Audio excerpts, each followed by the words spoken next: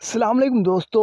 आप लोगों को बताते चलें, इंडिया और ऑस्ट्रेलिया के दरमियान मुकाबले में इंडिया ने ऑस्ट्रेलिया को शिकस्त दे दी।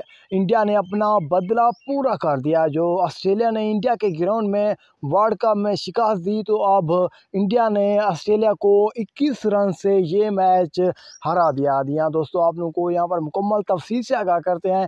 फास्ट हैं तो चैनल को सब्सक्राइब कर दें ताकि क्रिकेट से जुड़ी तमाम वीडियो अपडेट आप लोगों के साथ शेयर कर सकें। जी हाँ दोस्तों, आप लोगों को बताते चलें, इंडिया ने आज जो मुकाबला हराया ऑस्ट्रेलिया को, सेमीफाइनल में पहुंच चुकी है इंडिया टीम। और आपको ये भी बताते चलें, ऑस्ट्रेलिया के बाहर होने के चांस बहुत ही ज़्यादा हैं, क्योंकि इंडिया टीम ने 205 रन्स का टारगेट दिया, जिसकी वजह से ऑस्ट्रेलिया ने ये रन्स ना बना सकी।